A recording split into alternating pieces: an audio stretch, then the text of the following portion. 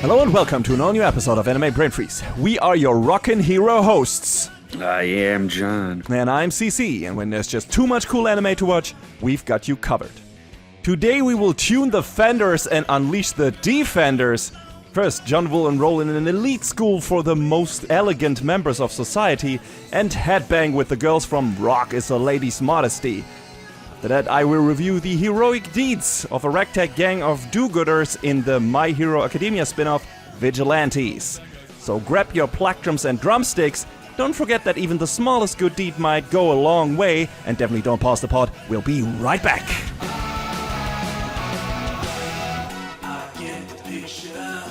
Oshin Girls Academy is a respected institution reserved only for wealthy young ladies. Very few of its students excel enough to earn the title of Noble Maiden, awarded to those who embody the ideal Japanese woman of culture and refinement. Lisa Suzunomiya, a girl of common roots, has suddenly found herself as the daughter of a newly remarried real estate mogul and seeks to become a noble maiden to prove that commoners like her can be noble as well. The most difficult challenge Lisa has faced in pursuit of this goal is abandoning her love of rock music to keep up the rich girl facade she must now wear. But her resolve crumbles when she happens upon Otoha Kurogane, the daughter of a prominent politician, skillfully playing the drums while rocking out in an abandoned school building. Despite initially being at odds, they embrace their passion for music together while leading a double life. Thank you to MAL Rewrite for that really good summary. Actually, I don't think I could have written one better myself. So, Rock is a Lady's Modesty is a story penned by one Hiroshi Fukuda. Haven't really talked about them before. I believe we may have mentioned the show Mushibugyo in passing at one point. And that was a fun little action romp, but that's probably the other big story to their name. So it was produced by Bandai Namco Pictures, and who knows what division it is at this point because they've crunched down their studios to one name. So this could be Sunrise, it could be someone else. I don't quite understand why they did that when they're losing the prominence of all of their sub-branding, but Bamco's going to do what Bamco's going to do. This was directed by Shinya Watada, who's done stuff like Gundam Build Divers and Build Fighters and a bit of Love Live. So now that I'm looking at their directorial history, yeah, this probably was mostly a Sunrise joint. So they've also worked on, like Love Live and this and that. Yeah. Tiger and Bunny. So yes, the mystery was solved very quickly. In a lot of the show itself was penned by Shogo Yasukawa, who did stuff like Food Wars. The good parts of it, mostly. Which were, the majority. Yes. Railgun, a lot of JoJo's, actually. And, some other stuff here and there. So the writing in this show is pretty good all around. There's a really strong pedigree to this show, is what I'm saying, and it shines through pretty strongly. Except for when I was mentioning the some of the CG capture seems a little weird at the start, but it smooths out a bit, which I learned reading about this, that the main girls' performances were motion captured by the members of Bandmade, who provided a lot of music for this show, and I came to know them for their performance of doing a song, I believe, for Yu-Gi-Oh! Vrains. I think that was the Yu-Gi-Oh! That they did a song for. So, did they? I think you mentioned them recently on a show we reviewed. Maybe, but they've been around, and they've done some pretty cool stuff. So neat to see that their actual the physicality of their performance was part of the show as well. Oh yeah, they did some of the theme song performance for Grandizer U as well. So there's that as well. And they did the opening theme for the shows. I mean, how could they be on there and not do the opening theme? Oh, they did, looks like the opening theme for Zenshu as well. Ah, then that was that. Yes. So they're a little more recent, but, I feel like they're up and coming, which is cool to see. Yeah, it's great. And I mean, since this show is all about music, I think they would be one of the things most associated with it. And, if it was successful, which I don't know if it was, I assume they have their part in it or will also get profit from it in that regard.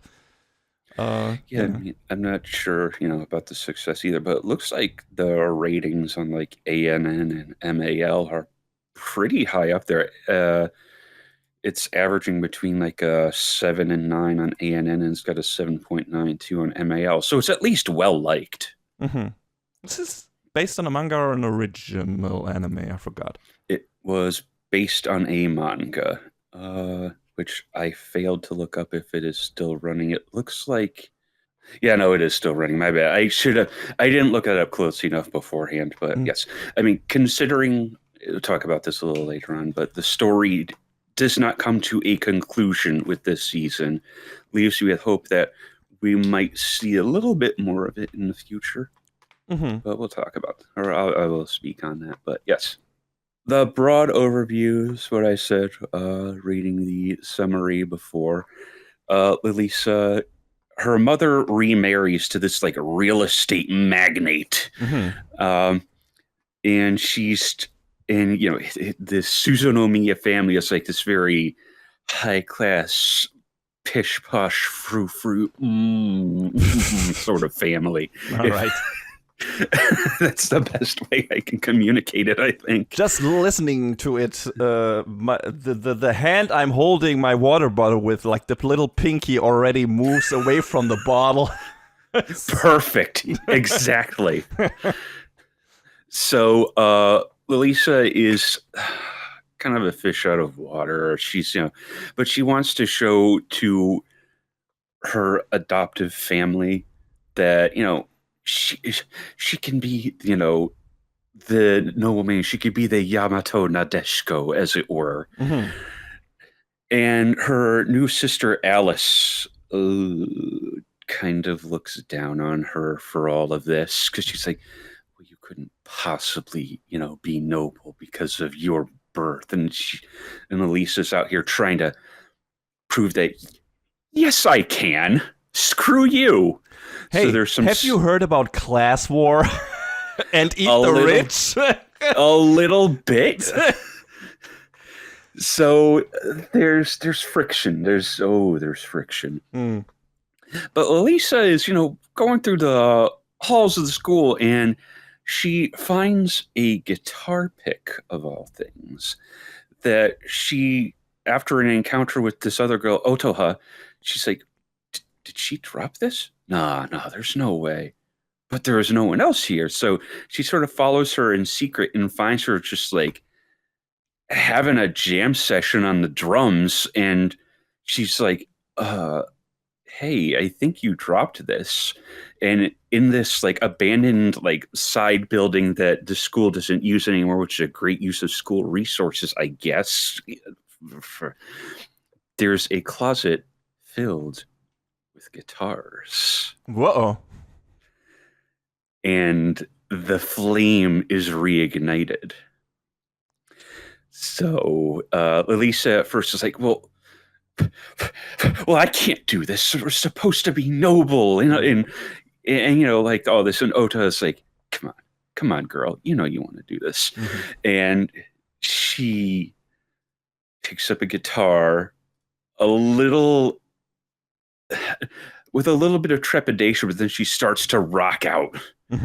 But it's not enough for Otoha, and she flips her off and says, "What kind of awful performance was that? You can do better than that." Not in so many words. I have tried to censor myself in recent years, dear listeners. to keep from swearing as much as I used to in my youth. But Otoha used other choice words, so you can fill in the blanks. Girl of my taste. And Lalisa, the mask sort of starts to drop because she sort of starts to act the same as they start practicing together. Like, what kind of terrible drumming was that? You can do better. Bad influence. Yes. But, outside of the practice room, the mask, has to go back on. So, they keep practicing in private. And Lalisa's dream is to rock as hard as possible so they can perform at a festival called Fuji Rock. But they decide they want to be an instrumental rock band, which is a little outside the norm. When you think of bands and music, you usually have like a vocalist and whatnot. But they decide we don't want to do that. So in order to build up a reputation, to bring other people in, they start taking gig work. And Lalisa finds this like concert band that,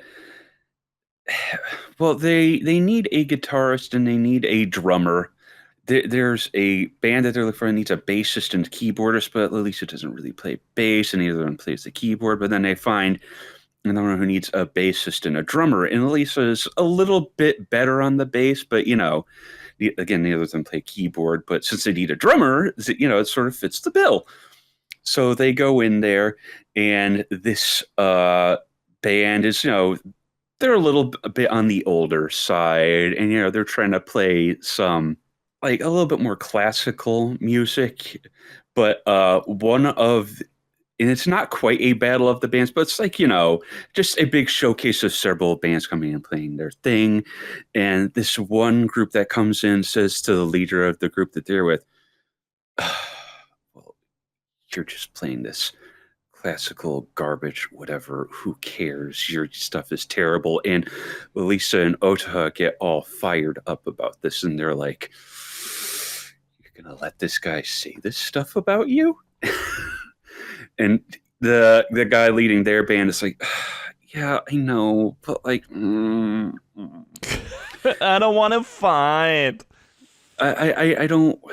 This isn't the place for that. I don't want to pick a fight. And they're like, okay, you don't want to pick a fight. That's fine. We will, though. Yes, exactly. So, they start playing their set, but then they just start like, they don't go too off script, but they start playing at a higher tempo and start going a bit harder than they probably should, which is a bit much for the rest of the band, but they're eventually able to keep up, and they like blow these other guys out of the water, and it's like, oh, that's so good. Yes.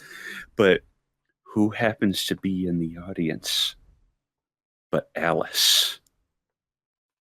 Now, prior to this, Alice sort of was walking around with a couple of her friends and saw Lalisa and Otaha practicing in this room. And she's like, wait a minute, what is she doing on a guitar? Hold on a second.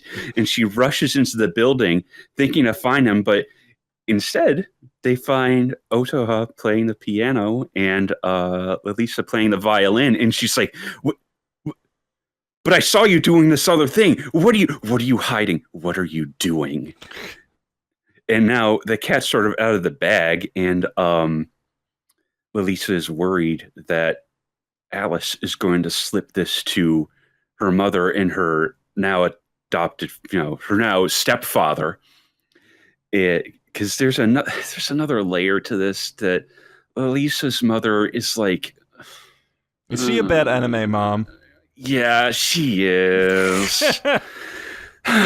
We gotta have one at least every season, John. Yeah, I know, but it feels really bad because her mother is speaking with her, and she says, "Oh, how are things going at school? Oh, they're going great. I'm trying to do my best to fit in." Lalisa openly admits she's not great at the violin, but she's trying. She is putting in the effort to actually learn how to play and be good at it. We have a scene later on where the instructor comes in, and Alice is like, she's incredible. She's super proficient at it, and Lisa can barely hold a tune on the violin, and that's one of the things that Alice sort of looks down her nose at Lisa about, but it's like, oh, come on.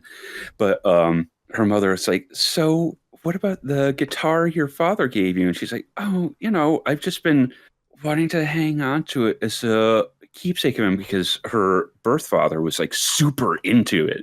And that's where Lisa picked it up from. And she just wants to jam out like her dad did, and that's cool. That's fine. That's whatever.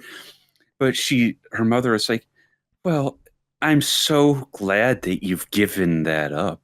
It's so good that you've left that behind you, with this like dead look in her eyes. And it's like, oh no, it's like that. Yeah, please adhere to my new life choices, child, that were made without taking you into consideration.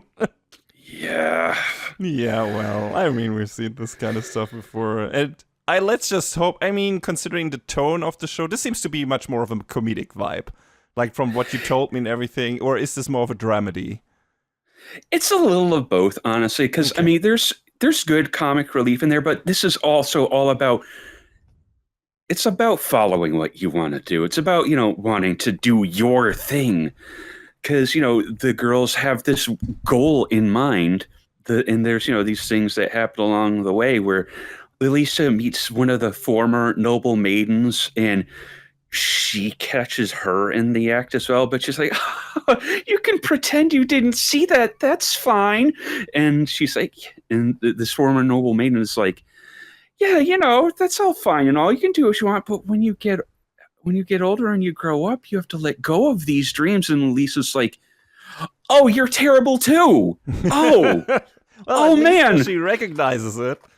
And yeah, I mean, like, if this show, like, the way these kind of stories usually go is at the end of the story, the mom's gonna come around, hopefully, right? Or maybe it's the new dad, or someone from her family will probably switch to her side when they see a great performance of hers. Well, so unfortunately, it doesn't happen with the mom as far as this season goes. Okay. We never really see the dad, actually. Well, he's mostly absent. Yeah, sounds like an anime dad. Yeah, but Alice is like, she says to her, dude, that performance was awesome. And she's like, whatever are you talking about? A compliment? I can't deal with that. I'm not used to it. But she tries to play up, the noble girl act, but Alice is like, no, that was really, really great. Please let me know when you are performing on stage again. And Lisa's like, okay, yeah, sure. And Alice is willing to keep this secret behind their mother's back. And it's like, dude, it's great that, at least someone turned around on this.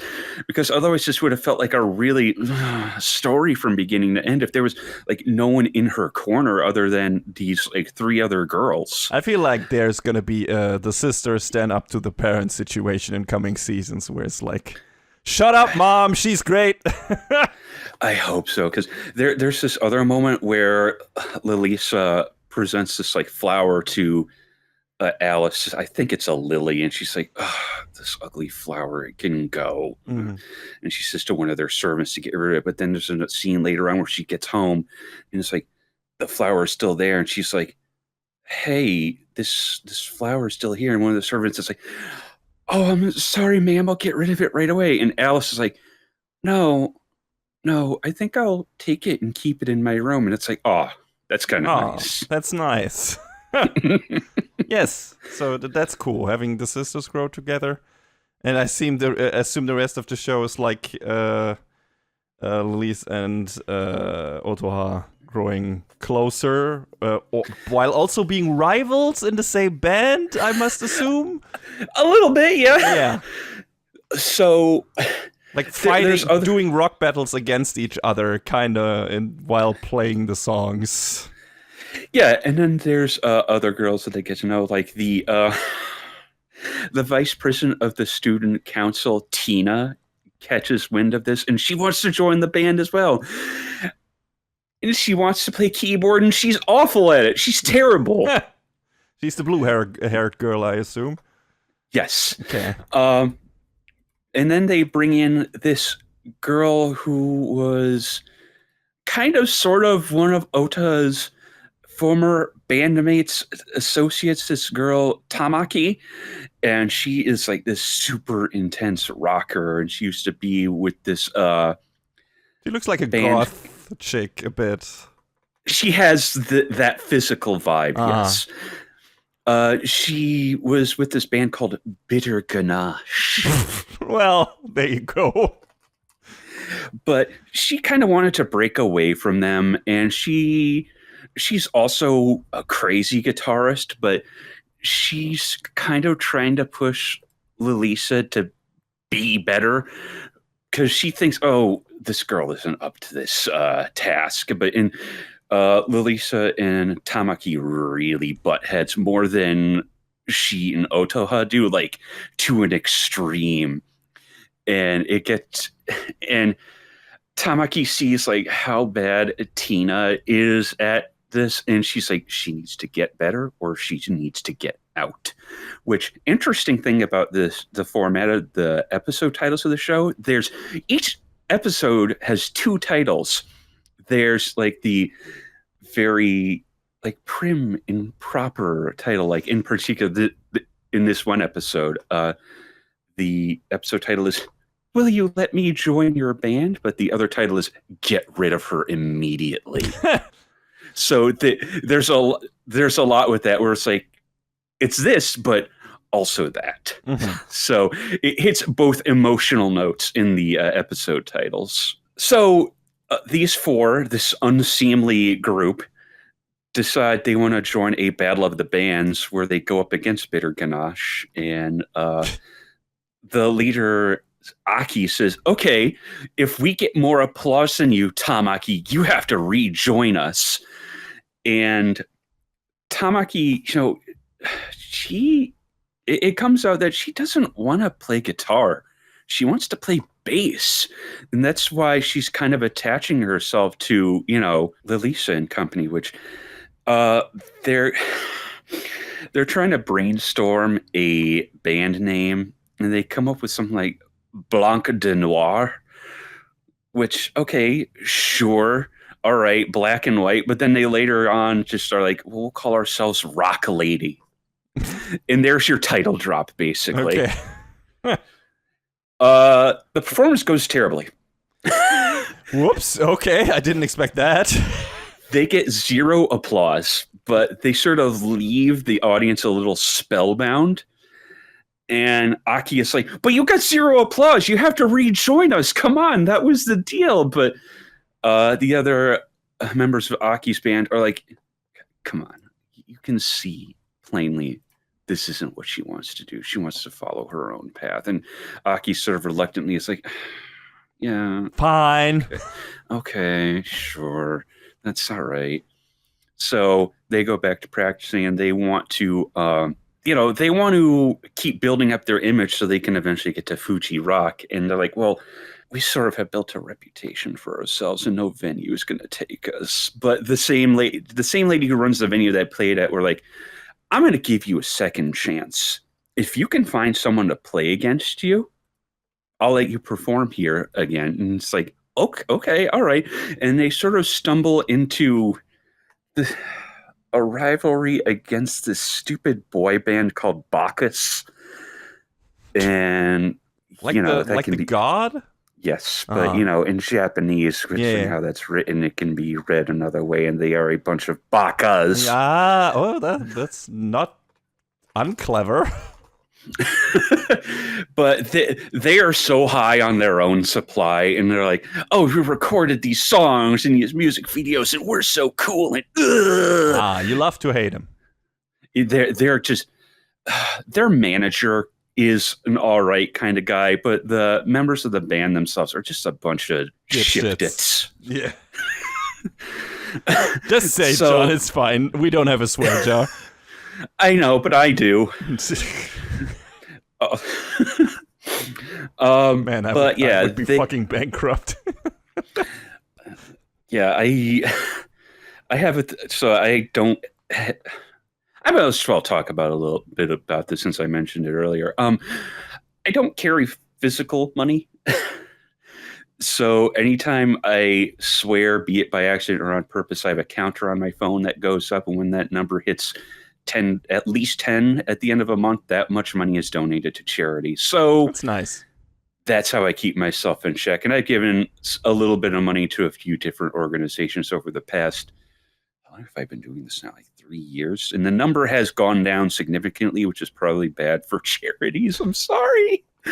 But it's been bad for keeping me from swearing. But, there's also the studies that show that swearing is good for you because it lets off steam and this and that and the other thing. And there have been a couple of times where I have purposely put $1 in the jar because I've needed to on certain days. I can see that. Yeah. So you know how it is. But yes, the rivalry with Bacchus sort of starts off backstage where they just act like a bunch of stupid punks, and they're like, why are you acting like this? There's no reason for this. So they agree to the competition and they go out there, and one of the guys starts talking real. And at this point, oh, I forgot. At this point, Alice is like, hey, if you're going to perform again, do you need someone to help you backstage or be your manager? And Elisa's like, you know what? Actually, yeah, that'd be a lot of help. Thanks. Neat. So, Alice goes to help them out behind the scenes, and one of the guys just starts talking awful about them. And Alice just stands her ground and is like, how could you say these things? And starts really talking down on them and saying nasty things about them because they're acting like big jerks. And when one of them goes to smack Alice, Elisa steps in and is like, don't you dare do that. So he sort of walks away and there's this nice moment where Lisa turns to Alice and says, thanks for believing in your big sisters. And it's like, that's so nice. Yes. So Rock Lady goes out and they put on the show of their lives. And it's like, ugh, and they completely captivate the audience. And they're clapping and, cheering and having a great time. And after they play their set, Bacchus goes out and nobody cares. Their set is whatever. The crowd is talking over, and they're like, boy, Rock Lady was awesome. Oh, they were so cool. To which Bacchus goes backstage and says, you ruined our set. What's the matter with you? And Be better. Here's the kicker. They stopped playing in the middle of their set to do this. Great. So the girls are like, a good impression. The girls are like, that's pathetic. What are you doing? You didn't even finish your set? Get out of here. So, they kind of lose by default. And the manager of the club even says, how dare you come in here and try and assault someone else who not only who's a girl, but is also one of the other bands. Get out. I don't want to see you here ever again. So they get kicked out. And it's like this feel great moment that, hey, the girls can rock too. And that's pretty much where it ends. And I really hope there's another season of this because I want to see them go to Fuji Rock. And this show was great and it was filled with awesome music and good feelings. And sounds like a real fist pumper, in terms of especially that final performance, probably, where it's like, yeah, you go, girls. And then the assholes from Bacchus getting their comeuppance. That's nice. Yes. Oh, it was so good. And the music was great, all throughout. What is the music like? What is the rock style can be compared to? If you say it's just instrumental because they don't have a singer yet, we'll see. But yeah, I wonder about that part because we do have someone who could come in there. Mm-hmm. And I feel like they laid the foundation for that. But okay. The girls are playing hard rock, maybe not quite metal, but it's maybe a step and a half removed from that. Bitter Ganache, they're playing this like pop rock stuff, and Tamaki kind of turns up her nose to it because the lyrics are like poppy and like, who cares?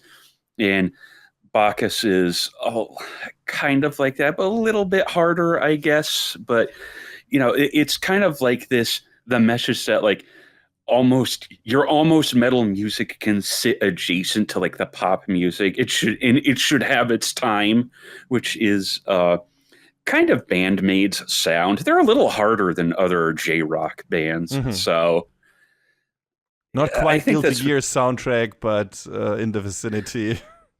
I feel like they could do a Guilty Gear song though. Ishwatari should get them on the payroll to do a song. But yeah, but not quite baby metal, I guess. Not quite that, but maybe a little removed from that. But yeah, girls can rock too is definitely the message of the show, and we know that. Of course. But I don't feel like that's highlighted enough. So, and I think that's what this is setting out to do. All the girls are all really sympathetic. Like, Lisa's got her family issues. Otoha, towards the end of the show, is like, I'm not sure this is the kind of thing I want to do, because they sort of changed their performance a little bit. But Lisa sort of brings her back around and says, what are you doing? You can rock harder. This is where you throw up your... This is where you can throw up your horns and say, yeah.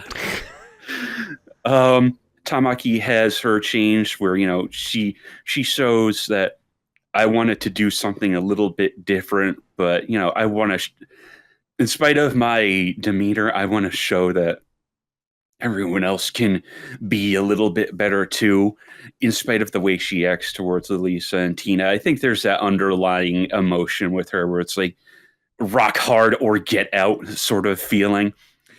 Tina has her troubles, like, she just wants to hang with the girls, but she also she realizes like, I'm holding everyone back, and I need to get better for the sake of this, for the band.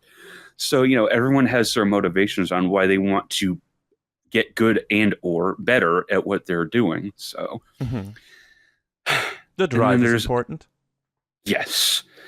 And then, Alice's story and the way she comes around and everything is, really great too. So I'm really hoping that the mother comes around, but, bad anime moms are and have been a thing. So, I mean, it's not always that they are like stay the absolute worst. Usually they have kind of some form of turnaround moment. I mean, recently we had the mom from Medalist, and she has that moment already in the first season, and it's a great moment. So that happens. It's not always gotta be the what was the one from that badminton anime? I forgot its name. Oh, Hanebado? Hanebado, yes. Which stays the worst anime mom from beginning to end. Like, even at the end, when it feels like she is having like a moment where she's telling her daughter, yeah, you chose the right way, she makes it all about her, and kind of congratulates her for bullying her daughter by being a bad mom into being a good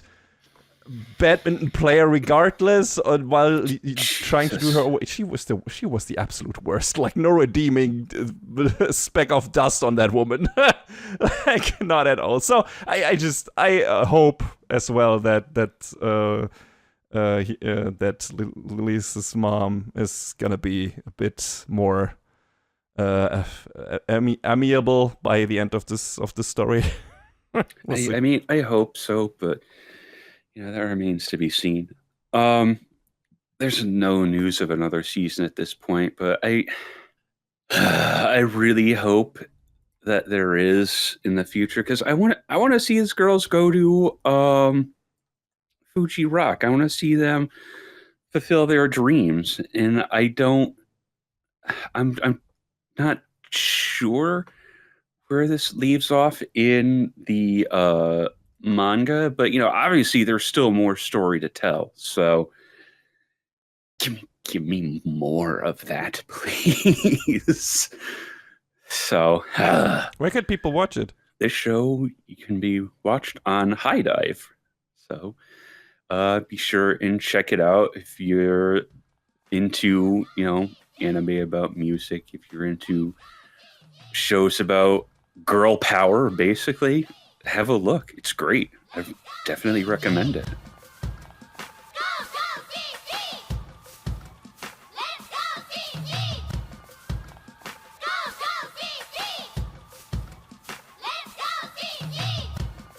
In a world filled with superpowered quirk users, college student Koichi Himawari's dream is to become a hero just like the ones he so admires. Unfortunately for him, he finds out that there is only so much he can do with a sliding ability that gives him about as much speed as a bicycle. Thus he is drawn to extra-legal, simpler work and takes on various local tasks beyond the grasp of the police and licensed heroes.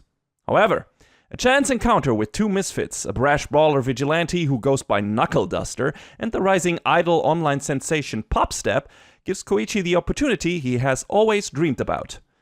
The dangerous new quirk-enhancing drug turning ordinary people into instant villains, Koichi finds himself accompanying the two in a quest to stop the drug from spreading. As the trio tries to get to the bottom of the case, the chaotic team looks to put a stop to wrongdoers that go overlooked by the law. So yeah, My Hero Academia Vigilantes, as the name implies, is a spin-off of the original My Hero Academia series. It's based on a manga not written by Kohei Horikoshi, the creator of MHA, but by Hideyuki Furuhashi, who also wrote the Black Rod manga and the Spider-Man Octogirl manga, so he has experience with American comic book heroes, which MHA, of course, has always drawn a lot of inspiration from. The illustrator for said Spider-Man manga, Betancourt, also drew the Vigilantes manga. And a rare occurrence when it comes to anime adaptations of Shonen Jump manga, the manga is finished. Oh, really? That yes. I didn't know. Yeah, ran from 2016 to 2022, so chances are high we'll have a complete adaptation of that at some point. Has 15 volumes. So can I just say I love that the Japanese title is The Illegals. I can also see why they changed that for the American version. I guess, yes. But it's still a cool name. It is a cool name, yes. What though if they called it the Irregulars? Oh, or the Mavericks? They might be irregular hunters, won't they? Yes. So, the anime adaptation, which we'll talk about today, so far cons 13 episodes and is handled by Bones Film, which is a new sub-studio of Bones, or they have shifted like responsibilities around and therefore created a bunch of different divisions. I'm not quite sure why. That's what it seemed like when we read about it, yeah. Yeah. So, and Bones Film has handled some of the recent Bones anime projects, for example, this season's Gachiakuta and the Skate the Infinity OVA.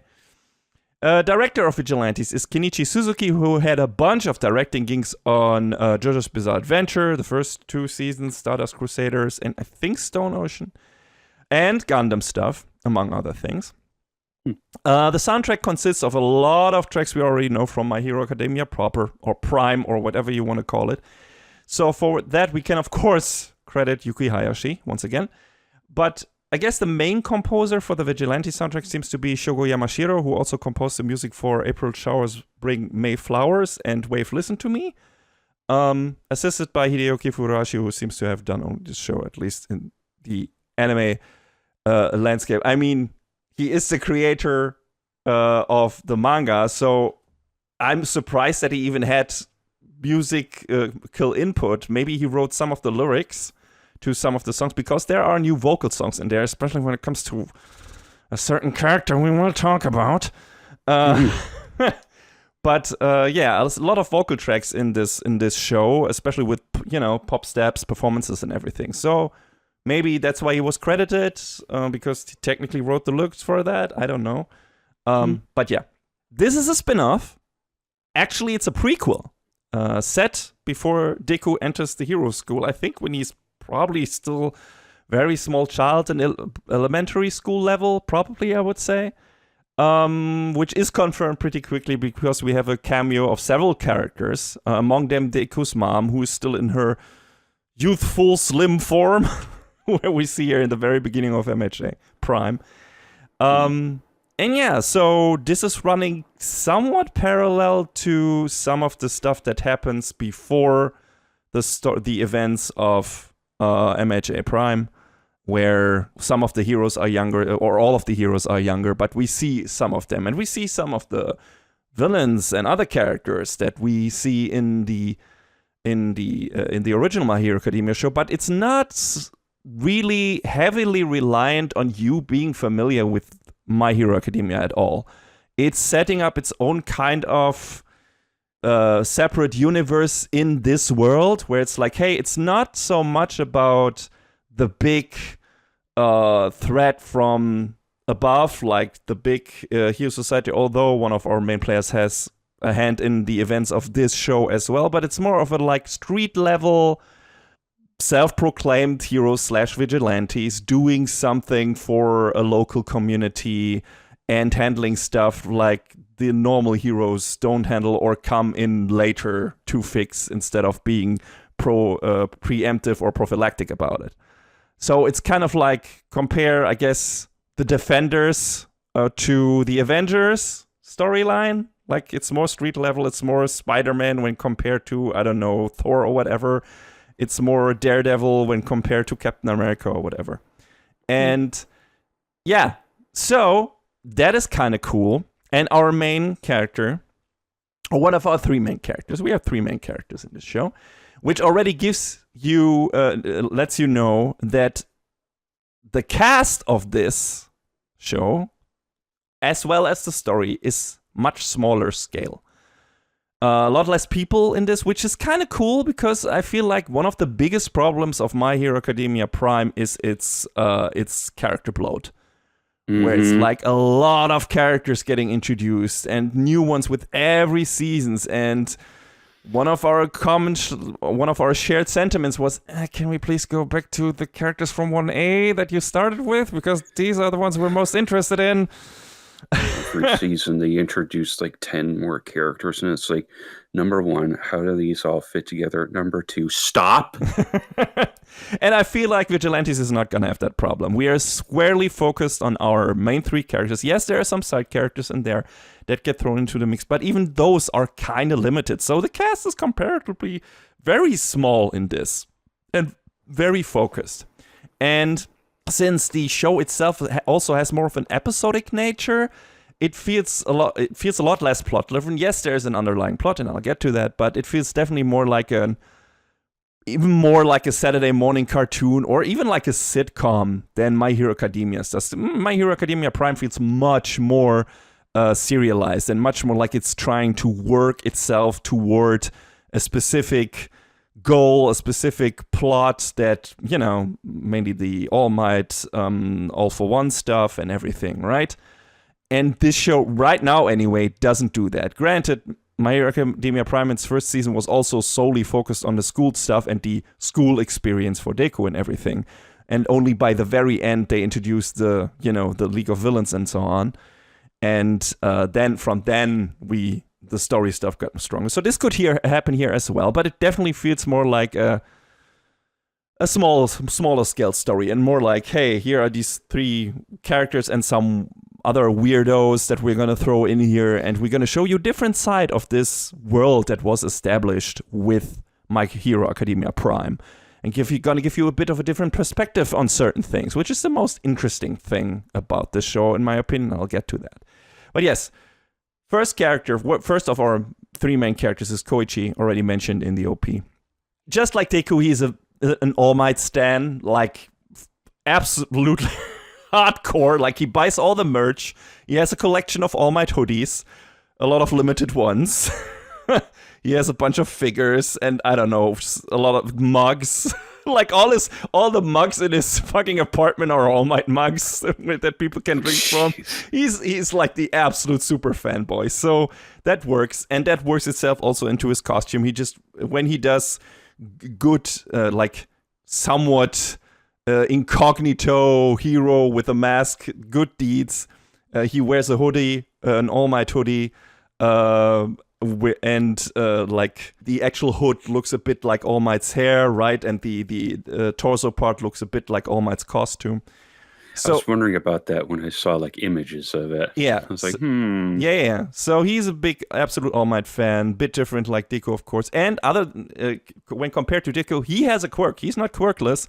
Problem is his quirk is not strong, like not at all super strong. In fact, that's the case for all the three characters, and I'll get to that. So he can glide across surfaces if like 3 parts of his body have contacts with the surface. Apparently, it doesn't matter which parts. Like he can use 2 legs and an arm, or maybe I haven't seen that yet, and that would be funny. But technically, maybe also his head and a hand and a leg and so on. Doesn't really matter. But mostly, you see him hunched down, like, I don't know, like a dog, or in the context of the show, like a cockroach, which is what a lot of people say when they look at him. It's also one of the themes is like when people look for heroes, they tend to look up, they don't look down. And, you know, that's his character in a nutshell. He spends most of his time being ducked on the ground because that's when he is most effective. And in the beginning of the show, he also, like, even with the limited usage of his quirk, he's not super fast. Like, he can move around quickly if he needs to, but he's not fully perfected, and we get a reason for that later on, a character reason why he apparently maybe he's lacking the confidence to go plus ultra, right? And but you know, there's some development in that regard in the show. Like he makes some learns a thing or two from different people. He can do better with his quirk, and he does that. And what is cool, like if that accounts for all of the quirks that our characters have in this, if they have one. You know, it all depends on how they are applied. Like he doesn't have to, for example, be like, he doesn't have to connect. He can connect to he can glide over any surface, not just the ground. So if he he touches a building with 3 parts of his body, he can glide up the building. Right, so that can be very useful. You know, if he gains enough speed, he can technically fly a couple of meters or something. The problem is the landing, because he can't technically fly, so he needs to be careful where he's going. If he doesn't have anything that catches his fall, he might have a problem.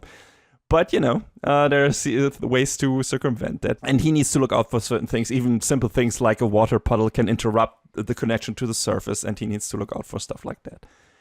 But yeah, he has a hero's heart because he loves helping people out, even if it's something simple like picking up something they dropped, or recycling, or helping with a lost cat or whatever. Like, everyone calls his hero persona in the beginning Nice Guy, Mr. Nice Guy, or Shinsetsu-man. And later, when he joins up with one of our other 3 main characters, he becomes the Crawler! And he announces that every time he appears on the scene. God. And everyone gets his name wrong. Everyone calls him the Crawler. Oh, no. Not like that. It's very mean. It's kind of irksome, but he gets kind of over it, and at some point, whatever. Just let people... Yeah, I'm just going to say I'm the Crawler, but I'm also not going to get super mad if people call me the Crawler. Actually, people... Believe it or not, people not getting his name right helps him out of a certain situation where you don't expect that to come back, and that actually helps him out, that he doesn't acknowledge that name. So it's really fun that they included that. He's also not a good fighter, so it's good that one of the other characters and himself get harassed in the first episode. Our third main character comes in to help them, but he gets better at that a bit later on as well. Learns how to better apply his quirk in a fight, and use his momentum and so on. And what's the best way to do that? Like throwing people off balance and everything by, sliding like into their legs or whatever. I guess another thing we learn about the society of heroes, which is always an interesting part of My Hero Academia world, is that if your quirk is not hero material, you have very low chances of becoming an official hero. But considering how many weird quirks we've seen in MHA Prime, I wonder if Koichi is not just, like I said, suffering from self-doubt or lack of ambition, or, parental influence, which is always a theme in My Hero Academia, and we'll get to that. But Yeah, so but it's interesting to know that it's like an entry exam. If you don't have a proper quirk, maybe it will not be easy to get in the hero course. But again, we've seen so many weird fuckers in the hero course over the course of MHA Prime that even with a limited quirk like Koichi has, I feel like he has proper chances to become an official hero, but he's not. So, to do the stuff he likes to do, to be a hero in its own right, like I said, he goes around and does small things for his local community, which is nice. And then, when he fights, or he runs into some bullies, some hoodlums, and later runs into them again, and at the same time, he is with this idol called Popstep he met, who is doing street performances a lot, and then they run into each other, and then at the same time run into the bullies again, and they both get harassed, and not Batman arrives on the scene. The janitor of the fist, Knuckle Duster, who is appearing in front of them by landing in a pile of garbage after jumping off the roof of a house, which apparently he did on purpose. And he's like, that's one of the things he teaches Koichi after declaring himself Koichi's master. It's like, you can call me master from now on. And it's one of those. Yeah, becomes his teacher. And he's like, hey, you can do anything if you find a good place to land in, a safe place, right? It's like, okay. And so he always jumps into garbage bags because it's like that way I can do a proper hero entry and not hurt myself. But yeah. Well, he's got it figured out, I guess. Yeah, I guess. Yeah, he's fun. He's very Batman coded. He's also very much Big Daddy from Kick-Ass. But in a better way. Like, he's not completely insane like that character is and an absolute asshole. Although he has some, let's call it, hardballed background and his own personal agenda. Like, his main agenda, and also, I guess, the main plot of this show, if there's a plot to speak of, he is hunting for trigger junkies. Like, trigger is a new drug that enhances your quirk, but makes you become unhinged. And for reasons we don't know at the beginning of the season, but know all about pretty much at the end of it. He is after who is causing these incidents, who is giving people trigger overdoses. And so he is the main driver of the plot, I would say. And yeah, he kind of ropes Koichi and Popstep into it. I guess Popstep mostly tags along, but Knuckle Duster and Koichi become this new hero team, technically. Knuckle Duster and the Crawler, and they go around and kind of take out these instant villains that terrorize the local community, and sometimes try to do it before the heroes arrive. Also to further their own investigation into this stuff. And, Koichi's mainly going along with what Knuckle Duster does to keep him in check, because Knuckle Duster, he is, his philosophy is better ask for forgiveness than permission, meaning I'd rather punch the bad guys before they commit the crime that attracts the heroes, and in that way act unlawful, which is an interesting approach. Like, that's like his mantra, kind of like, punch first, ask questions later. That's the least complicated and most effective way to do it. And Koichi's like, you can't go around punch everyone just because. So he's there to rein him in a bit. Sure you can, asterisk. Yeah. Popstep is just tagging along for her own reasons. I'll get to her. But yeah, there's an interesting reason. I don't want to give it away. I can do that in a potential season 2 review. But Knuckle Duster has a very personal reason why he is after the trigger dealers, whoever is responsible for this. And that's also one of the strongest parts of the show, I would say, once we learn what that reason is and who that connects to and so on. I like that a lot. And I think his character is just a lot of fun. Like, he's this kind of grumpy, but also kind of well-mannered in some parts anyway. Character who feels like a mix of, like I said, Batman and Big Daddy in a way, but also can appear as kind of a more relaxed person. Even he has this giant scar across his face and everything. Like he can come off as a responsible person. But like when we meet him, he doesn't feel like that necessarily. Like he immediately shacks up with Koichi against his will in his apartment. Like he's just there, empties the beer out of Koichi's fridge. He's just lying in front of the TV, chain smoking. And Koichi's like, "Why are you here? This is my apartment." But he's not the only one who is doing that, because Popstep is doing the same thing. Like for some reason, once they go through this initial bonding incident with the bullies, like she's also hanging around all the time at Koichi's place. Like she's just living there, I guess, like doing her test performance, whatever, and coming up with new songs, I guess, and performances for she can do on the street and whatever, and getting dressed, and I don't know, she's just around there. Of course, there's a reason why she wants to hang out with Koichi, and they have a very interesting connection. Like by episode 5, we learn why she is so interested in him and why she gets mad when he's making himself small, when he's doubting himself, when he's being so fussy about things or half-assed about certain things. That's what she always reprimands him for. She always say, "Don't give such an half-assed answer," and because that's kind of like Koichi's whole character in a way. But yeah, once we learn how they are connected and what her drive is to be around these weird other two guys, it's really nice. It's a really well done scene. She's very shy when she's not in costume, especially around Koichi, but very cute. She's just a nice person, and she also, she has not a strong quirk. Her quirk is leap, so because she can basically just jump high.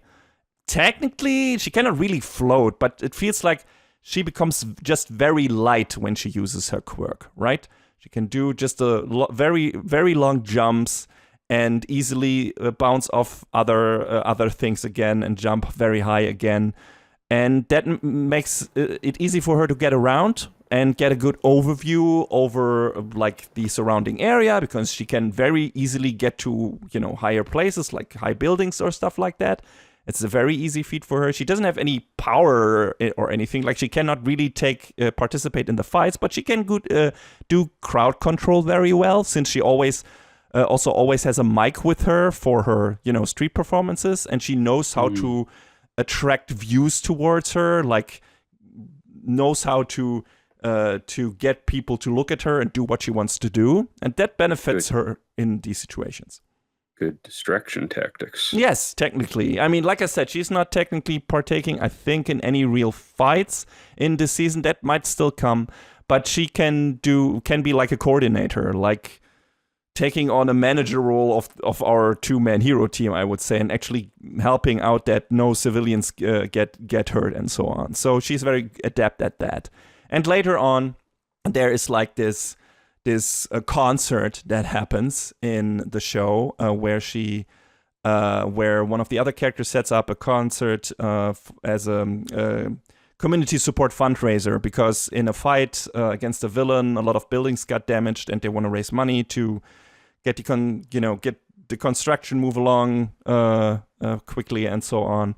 And she is taking part in that concert, and of course her experience as a proper rookie idol helps her there as well, and also helps to make the concert venue safe, because she has her own fanboys, of course, and the power is partially out, but her fans all have these glow sticks, and they can like guide other people towards safe areas and so on.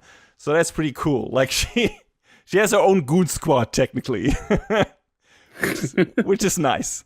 And as you know that's how you watched that far. You watched season 4 where they have this big concert on the school grounds, right? Yeah. And so My Hero Academia does know how to stage a cool concert, and it's now no different here. Like that concert is really, really awesome. Like that scene, it's not a long one. but it's also a pretty short song, but it's just a cool, the atmosphere is cool, and it's a cool fuck yeah pop step moment, and really like that scene as well, and the music is just great. In general, the music is great in the show, of course, because there's a lot of Yuki Hayashi tracks, but also the new stuff is great. And there's some very emotional moments in there that get underlined by the music very well. And also, of course, some of the awesome My Hero Academia tracks we already know get applied very well in this. But yeah, like I said, the main plot of this is Knuckle Duster going after the trigger victims, villains, depending on how in the beginning we have some characters who use trigger willingly, like some person gets to them and asks them, here, you can get stronger from that, right? And they take it and then become these unhinged villains. But later on, that same character also just uses their quirk to involuntarily transform a lot of people into instant villains. That character is Hachisuka, which is this girl, which seems to have, I say seem to have, because there's more behind this power of being able to unleash a bunch of bees, and these bees can inject, like they carry like these in their stings. Their stings kind of look like shots. They can inject people with a bunch of different fluids that can apparently... That's horrifying. Yeah, cooked up by the user. It's really horrifying. It can be anything. It can also be explosives, actually. But I don't like this. No, it's really gross. Like, especially how she unleashes them is very gross. Like, that show, My Hero Academia, has its dark moments and kind of off-putting moments, but there were like a couple of scenes in this where it's like, oh, okay, all right, I didn't need to see that.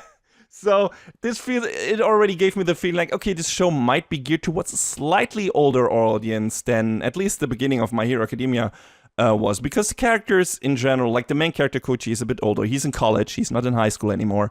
Knuckle Duster is just an old dude. He, by the way, is quirkless, as we learned pretty quickly. So that kind of fits in with our cast of three main characters not being super powerful, really. Right? Not at least when it comes to compared to the main heroes and everything we see and we saw in My Hero Academia. But, Knuckle Duster, he's Batman in that regard. He's super awesome in hand-to-hand combat. He's super strong for a normal human being. And of course, his advantage of not having a quirk is he doesn't have to rely on that in fighting. So, like, if he fights someone like Eraserhead, who has several cameo appearances in this, whose power is to erase other people's quirks by looking at them, that doesn't have an effect on Knuckle Duster. He just can keep on punching because he doesn't have a quirk. So that can also be an advantage to him, because again, he doesn't have to rely on his quirk, and it's not completely put in checkmate when he's fighting someone who disables quirks. So that's cool. But yeah, so Hachisuka is this girl who has this bee power and who then transforms a lot of people into involuntary into these instant villains and monsters later on. Like, she injects also animals with this, which nets us some cameos by not Godzilla, not the Ghibli cat bus, not Gamera, or Gamera the crab version. So, legally distinct, John. No copyright issue here. It's fine. Don't worry about it. Yes, but I would say, like, she is the main villain of this first season because she's like the person in the background, but also there's more to that, of course, that we only learn in the very last episode, I guess. I think, if I have not misheard his voice on the phone, I think All For One also has his hands in this. Because she's talking to a person on the phone, and I think that voice was All For One. But I'm not sure. So, right? He's got his hands in everything. Yeah, so it could be that. And that is interesting. Like, the show sets up a bunch of interesting seeds for coming seasons. Considering it's a prequel, I don't know how far that will go. It seems we're still in like the prime days of the main cast of old quote-unquote heroes or senior heroes we have in My Hero Academia Prime. So All Might, still in the prime of his powers, apparently still his full power set. It seems like the fight against All For One that damaged him, like that made him not being able to use his powers full-time hasn't happened yet. At least I don't think so. Bunch of younger versions of some of the characters, like we get this the cop who always hangs out with All Might, Tsukauchi, and his partner Sansa, who we get younger versions of them. Also different character, and I'll get to her because she's also very important, who's related to Tsukauchi. And we get a bunch of heroes, of course, we also see in My Hero Academia Prime, but they are very much on the sidelines. They appear for like 1 episode or 2 episodes, but they don't really have much like, let's say, influence on the story. Maybe an exposition thing here and there, on just like, hey, do you remember that guy scene? But not really that much to do with the main plot. That is mostly driven by our core 3 characters up to an extent. And that is also not fully resolved by the end of this. Like, Hachisuka gets disposed of, so to speak, but there is like a wrinkle to that, and there are enough people still out there who apparently are gonna further her agenda. So we'll see where this goes, and if this might also lead up to the fight between All For One and All Might. I don't know. That would be interesting. We also have another character who is kind of like the villain for 1 episode, I guess, who's called Stendhal. He has a sword, and he's kind of like a villain killer who just, is like, yeah, I think vigilantism is great, but I'm just not gonna, like, take them down. I'm gonna take them out permanently. Which, of course, clashes with, the idealistic Koichi and stuff like that. And Stendhal, immediately I was like, oh, it's that character, right? Because he's wearing a mask, and the way he talks, and the way he is like, I'm just gonna kill everyone. And who do we have in My Hero Academia Prime? Specifically, its 2nd season, where there's a person that goes not against villains, but against heroes. And I was like, okay, this is Stain, obviously. And that's not really, it's not a spoiler. It's like super obvious that Stendhal is Stain. And yeah, so it's really interesting that we kind of see his origin here as well. Not fully, and how he switches, but it's immediate, like in a second appearance, he raves about how a hero is supposed to be, and it's supposed to be this ideal who is flawless and everything. It's like, it's you. It's you. We've met you before. And that's where we go into this being a bit of a darker show. We see very much how he ends up with the face that he ends up in My Hero Academia. And I'm like, Jesus, fuck. Okay, I also did not expect to see... I mean, we don't see it in graphic detail, but the sound does its work here. Yeah. But again, that's interesting. Like, it's not heavily relying on the characters, the heroes from, and you being familiar with them from My Hero Academia Prime, but it's throwing enough in there that's like, oh, cool, I've seen this person, but I haven't seen them in this configuration before. It's like, okay, this is a prequel, but it is kind of its own thing, and you knowing about the original show enriches the experience, but it's not necessary. So these are my favorite kinds of prequels, where it's like, okay, this is not technically necessary, but it also will probably not do any harm to the story of My Hero Academia proper, because that's not its focus. So, at least not for now. But, you see some characters and you see how they came to be who they are right now, and see more about them. Another character that very much relates to that and who has some nice side bits in this is the previous Ingenium. Tenya Ida from My Hero Academia Prime, one of the main characters from Class A1, I would say. The turbo hero with the cool, I don't know, mech suit, whatever that is, who's just super fast and has like some of the most well-animated scenes when it comes to using his quirk. And we know that, his brother got actually attacked and permanently taken out of the hero game by Stain. And we see this still undamaged version of his brother, Tensei, in action in this show, in Vigilantes. And we see a cameo of young Tenya not being able to control his powers yet properly, which is very funny. But that immediately raises questions. Hey, they have introduced Stain here. They have introduced Tensei. Will we see the scene where Stain permanently injures Tensei so that he can't do his hero work anymore? Interesting. We have only seen that referenced in My Hero Academia proper. So will we see that fight? That will be interesting. But including Ingenium in here, beyond that, has its purpose because he is this upstanding, cool hero guy who helps out Koichi. They run into each other in some random thing that happens in the district that Koichi resides in, and forgot its name, that he's always helping out in.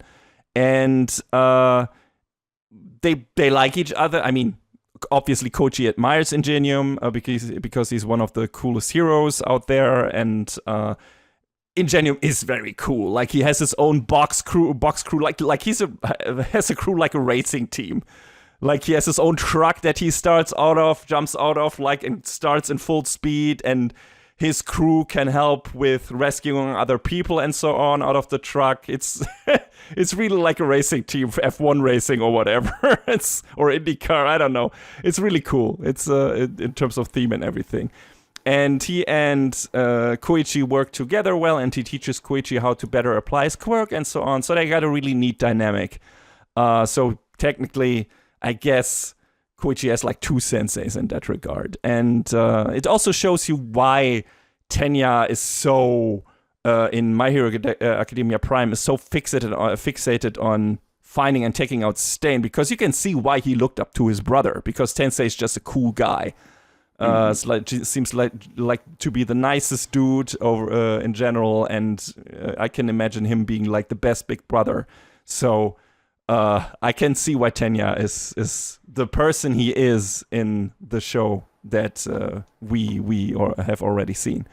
So that's cool. Again, enriching the other show without necessarily relying on you having watched that. And because, Tensei works as a character without knowing how he ends up and who his brother is and so on, and what role he plays in one of the seasons in My Hero Academia Prime. So that's cool. And also, probably one of the coolest action scenes where him and Koichi go after this Ghibli cat bus that abducts a bunch of people after a cat fuses with it that has been injected with trigger. And yeah, that's a really, really cool action scene. It's really fun. One of the best Yuki Hayashi MHA tracks, applied perfectly as well. Good shit. So yeah, cool moment. But we also have the other side of this, and that is Captain Celebrity, who is an arrogant American hero who disses All Might and thus angers Koichi. Comes complete with his English TV commercial. They actually cast someone with a really good English pronunciation as the narrator for that, which is neat. But I think he is mainly here to show that there are vain heroes only in it for their own gain and for the money and everything, which we didn't really have in MHA Prime, I think. Yes, there were bad heroes like Endeavor, but he was still mainly in it to help people. The problem was his focus on being the undisputed best in his profession and the piles of misery that ambition heaped on his family. Captain Celebrity is in it for the money, cameras, well, the fame, the celebrity status. It's in his name. So, all of that stuff that comes with being a hero, he loves to be that.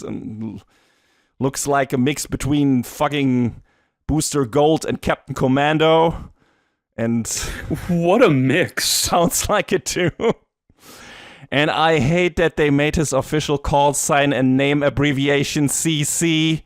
Oh no. Fucking hate it. I feel assaulted and mobbed and bullied. I want to report an attack. at least he has his own bad rap theme, vocal rap theme, and cheerleading song, which is, performed by his own crew that he brings along and the agency that represents him. And I will use those for future bits on this show, trust me. So thanks for that, Bones. I'm all up for interjecting a bad CC rap into this in the audio of our episodes due to reasons. I don't mind that at all, so I guess I can live with the slander. But yeah, he is definitely like the poster child, or yeah, if you want to call it that, for like a vain, shallow hero who's only in it for the fame, and that kind of rubs Koichi, of course, the wrong way, because he's an All Might fanboy who is in it for different reasons, and also because Captain Celebrity keeps signing on Koichi's All Might hoodie with a Sharpie without permission. Oh, no. And he has to clean it all the time. And, yeah. To make it even worse, Captain Celebrity is like a Casanova, a cheat, and a loser. Like, he only came to Japan because in America he was subject to a bunch of scandals and won't pay his wife alimony or whatever. Brother, your scandals will follow you. Yes. I like the show is definitely poking fun at Western celebrities coming over to Japan and doing weird commercials there. There's a lot of that in this show when it comes to Captain Celebrity. But thankfully, Captain Celebrity is not on his own and there's someone to rein him in, and that is Makoto, who is an upperclassman of Koichi, as it happens, and is also Inspector Tsukauchi's sister. She's also the character that takes the most interesting talking points in the show. MHA Prime has dabbled in discussing sociopolitical themes before when it comes to what heroes are, what villains are, what police is, what is good, what is bad, and so on, in relation to societal norms and everything. But Vigilante seems to be much more straightforward in that regard when it comes to its metaphors or use of metaphors and everything. Especially when it comes to reflecting on the concept of heroes vis-a-vis law enforcement agents and what some perhaps not so arbitrary rules created by certain governments, people determine the key defining difference between heroes and villains and so on. Like, there is some really interesting stuff in there, and it's not that much elaborated on, but we learn from Makoto, we learn interesting new lore about the origin of the first heroes and how they are related to vigilantism. It's especially interesting because it sheds a much more critical light on the creation of the licensed hero system than MHA Prime did or does. And this is the kind of stuff I like prequels doing. Like I said, adding context to established concepts and thus maybe flipping our entire perspective on them. And I feel like this show does this. And this is cool. And it contrasts the licensed hero stuff, of course, to the street level stuff that Koichi and Knuckle Duster and Popstep do, which is much more organized, but it's also not beholden to certain arbitrary rules. And it lends itself to introducing a cast of local weirdos, of course, like I said, Popstep's Goon Squad and a bunch of delinquents and so on, and shop owners and everything. It feels like, again, more like a, community thing than My Hero Academia Prime does. And by regularly showing the villain tags from the perspective of the victims, they shift the view a bit from seeing it mostly from the hero's perspective in MHA Prime. So that's all cool. And Makoto is in here to give us a lot of context, additional context for how this world came to be and, how the show treats its different definitions of heroes and vigilantes and how that came to be and everything. So that's nice. And the first Vigilantes being officially licensed as heroes happening in Rhode Island also lends itself to some very cool Western comic book art, which we get in that exposition episode. So yeah, that was cool. But Makoto is also cool due to other reasons, because she never seems to lose her cool. She's just like this very nice, upbeat, college-age woman that seems to be like absolutely up for anything in terms of and being able to handle any situation just without missing a skipping a beat or whatever, like or missing a beat. Like there's this moment where she agrees to Koichi trying to pass her off as his girlfriend in front of his mom. Just, without any problem, and she's super okay with it. Just like, yeah, just sure, let's try this out. And of course it doesn't work because his mom sees through it immediately. She's like, a classy woman like that would never give a nerd like you the time of the day. Thanks for the confidence, Mom. But that was fun. And she's like, but I wouldn't mind you actually dating my son, just to be clear. And later on, she's actually like, would you mind actually marrying into our family? What? That's yeah. And the funny thing is, Makoto is like, keep an open mind about it. She's like really, really relaxed. Like one of the most relaxed female anime characters I've ever seen in a shonen series. She's like really like, it's fine. I'll keep it. I didn't say I don't want to be his girlfriend. So she's really cool. She's just an immensely cool person. The problem is, like, she, of course, rubs, in the beginning at least, Pop Step the wrong way, because Koichi is very much interested in Makoto, and Pop Step is very much interested in Koichi, so you got, like, this somewhat love triangle going on that it's not really one, and that kind of gets resolved to a degree by Makoto helping Pop Step with the concert stuff in the final couple of episodes and everything, so they become friends as well. So it's, like, in general, it's good vibes all around. It's not like the show is like, oh my god, there's tension everywhere between those characters and everything. Usually it ends up with Koichi being the butt of the joke, but still, like he's... I mean, a lot of people are just starting to appear in his apartment without asking him. And in the beginning, he's flustered and he's like, this is my place. But also, very quickly, he's like, hey, I mean, I had problems making friends in college because everyone treats me like a creep, and because Koichi's bad with words. Like, he's bad at reading the room. He just doesn't have it, man. And I'm sorry, but he's a really good guy. Like, it's not really his fault. That's just the way he is. So when he finally makes some friends who hang out with him on a constant basis, even though one of them is like this kind of standoffish pop idol who has obviously a crush on him, but he doesn't see that because he's an idiot. And the other person being this old guy who just fucking hangs out at his place and punches the shit out of him in training sessions. Okay, I guess they're friends, but hey, and he's happy about it. He's like, hey, it's nice. And there's this nice scene where they're all at his place, of course, and Pop Step and Knuckle Dust have one of their fights again, and he just is like, I'm gonna hang up the laundry, and just goes out, and you hear them arguing still through the open window and everything, and he puts up the laundry, and it's like, I didn't expect this, my college days to go the way like this. I didn't plan them to go like that, but this is also nice, like, and gets this slight smile on his face, and that was cute. That was nice. It's like, okay, it's not what you planned for, but apparently you're having a good time. So yeah, that's cool.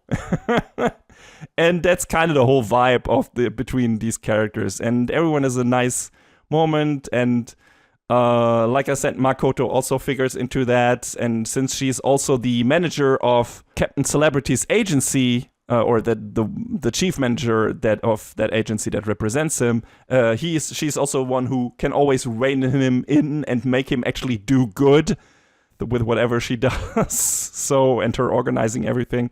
So that's also cool. I even kind of like the mom, Koichi's mom, even though it feels like, oh no, here comes another bad anime mom. But yes, she's no fan of heroes, and you're like, oh god, is this why Koichi is the way he is? Yes, probably, but she mostly is against them and him doing hero work because she thinks heroes in general, at least the ones she's come to know, live on the whims of other people, in her opinion, and probably and neglect their own lives. And looking at Endeavor and Captain Celebrity, that lady does have a point. Yeah. So, and her reason is seeing Koichi wanting to become a hero badly as a kid and getting into all sort of trouble because of it, getting hurt in fights and so on. And that can get a mom pretty right up against, their son becoming a, professional hero and everything.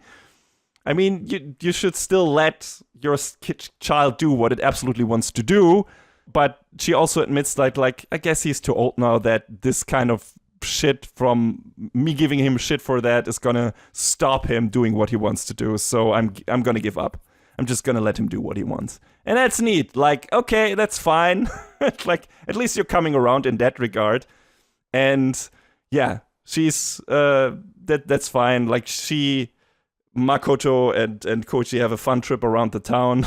It's like and then that shit with the bus happens and everything. That was definitely one of the standout episodes. His mom arriving, then the shit with him trying to pass off Makoto as his girlfriend, Pop Step being thrown into mix, also Knuckle Duster suddenly appearing on the doorstep, and all of that chaos swapping, like fucking washing over his mom, but she also kind of taking it in stride, and Makoto anyway, like she's totally okay with it.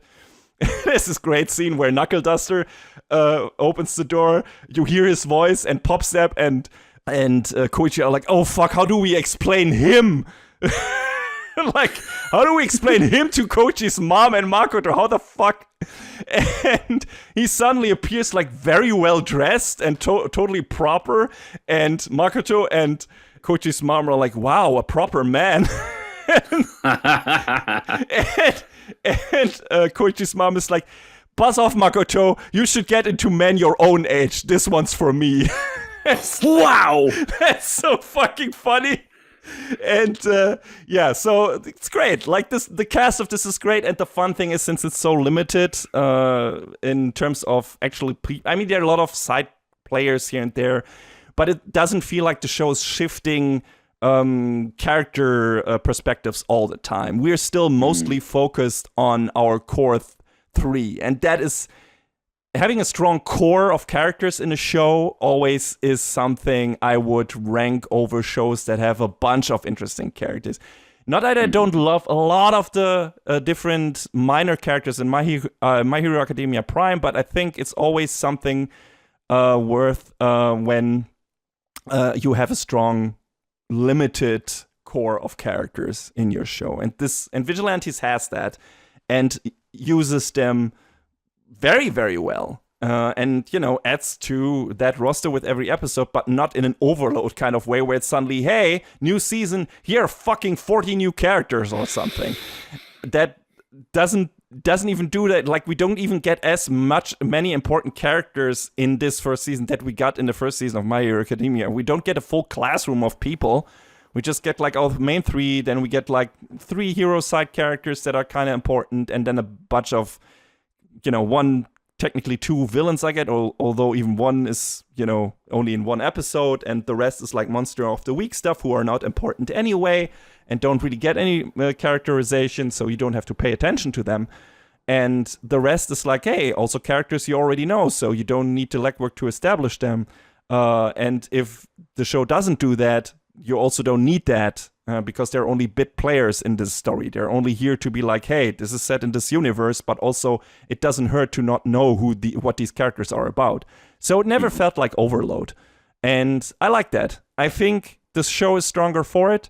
I think even though it's much more episodic in nature and the plot doesn't really move along at all, like aside from our main villain of the season being taken out at the end, we have no confirmation who initiated this, why they're doing this, why they're running these tests of Trigger and trying to create these instant villains. It's gotta be an all-for-one scheme who's working to a specific goal, and maybe that goal is gonna be whatever the incident was that had him and All Might square off in this legendary battle. So maybe we get that at the end of this show. I don't know. We'll see. Could be fun, but maybe it's also not gonna care about that at all and just gonna have the story focus on our ragtag gang of vigilantes. I wonder how much Knuckle Duster actually will be in the next season, because his story is kind of over by the end of this one, at least when it comes to what his motivation is and everything. So I wonder. Also, the ending of the final episode of this season kind of teases a time skip for the next one. Huh. It's like Koichi's like saying, hey, the season, I still didn't know how much this would change my life or whatever, and how much I would be involved with this kind of story or whatever. The seasons just went by for a while. And I assume maybe we're going to have like a skip of 1 or 2 years after this. So interesting, very interesting. We'll see where this goes. But yeah, I really, really liked this first season of Vigilantes. Slightly different vibe from My Hero Academia Prime. More episodic, less serialized. But there's enough cool character stuff, some twists, and a lot of potential for interesting stories to come. And I think the production quality is, of course, I didn't really say much about the animation because I feel like I didn't have to, because it's fucking Bones. And it's the My Hero Academia team. So, of course, you have a bunch of fantastic looking action scenes. I think the best one, the standout being the one with the team up between Koichi and Ingenium, where they chase after the cat boss. That just looks great. And then you have a couple of fights with Knuckle Duster that look really awesome in the final episode as well. So it looks great. It sounds great, of course, because of the soundtrack. The OP is fantastic. Mm-hmm. Kekaorai is fucking banger and looks great too. So yeah, definitely one of the best OPs of this particular season. And I just an all-around great package, and I'm really interested to see more. I didn't expect to be that invested in the show, especially after I learned that it was a prequel. It's like, prequel. It's like, but then after realizing, this is not trying to just use all the characters we already know and then focus and then tell us, I don't know, the Eraserhead story or the Best Genius story, or here's the story of All Might before this. No, we're gonna get a completely different cast. And on the side, we maybe get a few interesting lore bits sprinkled in between, but the main story is focusing on other characters and their motivations and why they're doing what they're doing. And doing its own thing. I think that's actually a more interesting way to fill things out than focusing on characters we had already met, to be honest. Absolutely, and the setting is different too. I mean, it's still the same town, but, the perspective is different because it's a street level thing. It's not from the perspective of the heroes. It's from the perspective of normal people, quote unquote, who are not part of the licensed hero program, but decided to do something good for their community regardless. Maybe because they couldn't hack it, or maybe because they don't even want to become heroes, but are just getting roped into it, which Pop's step kind of is, right? She obviously wants to be an idol, a singer, but she just chose to suit up like a hero because that's what she has, a quirk and everything, and she also kind of has a neck apparently for it, right? So that's cool. And Knuckle Duster, of course, has his own motivation and everything, which is also very interesting and good. And like I said, I wonder how much he will be even featured in the coming seasons, because I feel like a lot of this feels also like even inside of one episode, like we have like a 2-part, like one small story in the first part and one small story in the second part. We have a lot of those episodes too. So yeah, it's a lot more episodic. It's more street level. It's more Monster of the Week-ish than My Hero Academia Prime was. But that's a nice change of pace. And you still get enough cool My Hero Academia shit if you're interested in that. And if you're like, hey, I watched the other show. What does this show give me to feed my Academia needs in breaks between those two the seasons. And I mean, next season of My Hero Academia Prime is going to be the last one. I don't know if they're going to split that up in multiple parts. Maybe, probably. But it is called the final season, if I'm not mistaken. So I assume even for that reason you should get into it, because very soon there is not going to be any more My Hero Academia Prime. There is only going to be Vigilantes. So for that reason alone, you should check it out. But there's also, I feel like, enough in there for you that gets you, so that's where that came from. So that's what that is about. And then also having a nice shift on the perspective on certain things, especially when it comes to how society treats heroes, how it treats villains, and so on, and how that actually came to be. And I hope the show goes a lot more into that, because right now that was only heavily teased by Makoto. Was straightforward teased. Like, she was like, she's very critical of the differentiation made between vigilantes and heroes. She is teaching about that, or that some of that is part of her main thesis, I think, for her college stuff and everything. So it's interesting, and I expect the show to go more into that and not only relegate that to this season. It doesn't feel like it will do that. It feels like it's gonna go back there again, and that will be interesting. I hope there'll be some kind of discussion between someone who does maybe vigilantism for the right reasons, or some hero who clashes with that, and or does vigilantism for the wrong reason aside from Stain. But that will be. I hope the show will get more into that, and I think it will. So yeah, very interesting.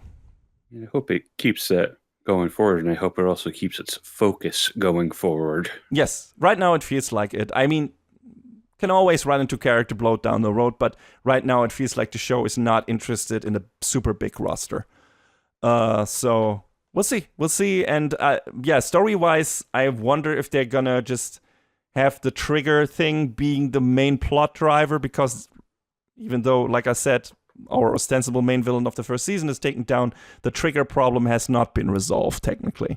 So I assume that's going to get carried over in the next season, probably, maybe, but also maybe there's going to be a different plot created by whoever is responsible, and then our vigilantes have to deal with that, and we'll see how the heroes will figure into that. I'm especially interested how they will evolve the relationship between Koichi and Popstep, and Koichi and Makoto, and so on. So yeah, there's definitely enough interesting story seeds sown in this first season, where it's like, okay, this is cool. There could be something interesting happening down the road. And yeah, if you want to check that out, it's on Crunchyroll. And if you like My Hero Academia and are looking for your hero fix between seasons of My Hero Academia Prime, you should definitely check this out. Especially since its smaller character roster and more episodic nature make for a nice change of pace when compared to the original show. And if you like street-level superheroes in general, you might like this as well, even if the main series didn't do it for you, since this slightly different take on the world established by My Hero Academia Prime might be more your speed. So yeah, give it a chance. I can see this becoming a very cool action show in its own right that does not have to hide behind its big brother. On your mark. Get set. Go!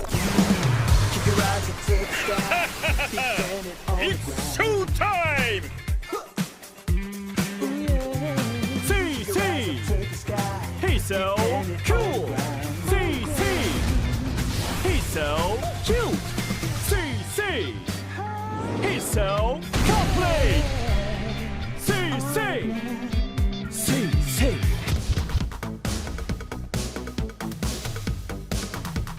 And that is a wrap on the 169th episode of Anime Brain Freeze. All the music in our podcast is from the Double Dragon Neon soundtrack by the amazing Jake Kaufman.